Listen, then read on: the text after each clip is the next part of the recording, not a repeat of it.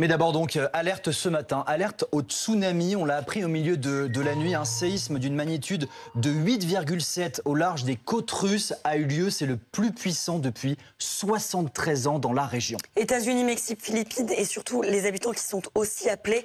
On le voit là, ces images au Japon. Alexis Brégère, vous êtes sur place à la plus grande prudence.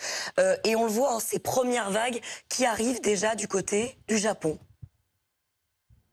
Oui, nous avons en fait reçu la première alerte pour le séisme aux alentours de 9 heures du matin, heure japonaise.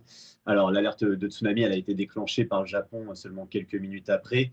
Et le séisme de magnitude, donc 8,7 comme vous l'avez dit, il s'est produit au large de la péninsule russe au nord du Japon. Alors l'alerte pour la hauteur des vagues, elle avait d'abord été de 1 mètre, puis elle a été élevée à 3 mètres pour plusieurs préfectures sur la côte pacifique nippone. Les premières vagues, elles ont été en fait détectées ici vers 10h30 et elles s'élevaient à 30 centimètres. Alors, c'est une hauteur qui peut paraître très faible, mais en fait, il faut rappeler qu'une vague de 50 centimètres seulement d'un tsunami, elle possède une force de 200 kilos, donc elle peut drainer beaucoup de choses sur son passage.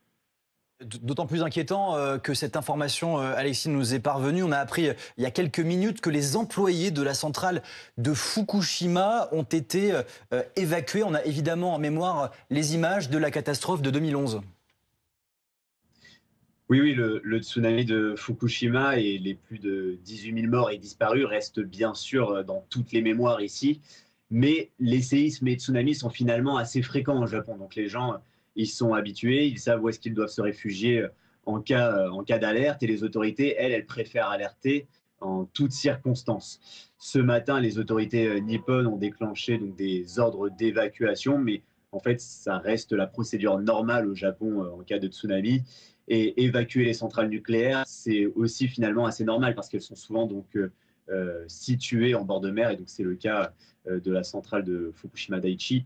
En 2011, la vague qui avait pénétré dans cette centrale, elle avait dépassé en fait les 15 mètres de haut. Donc, ce n'est quand même pas la même envergure à l'heure actuelle. Pour l'instant, aucun dégât n'a été signalé au Japon. Il y a une conférence qui est en cours de la société météorologique japonaise. Et voilà, vers 11 heures ce matin, donc les médias japonais ont relayé des images russes de quelques inondations et bâtiments qui ont été emportés par une vague, donc là-bas en Russie. Les autorités japonaises, elles restent vigilantes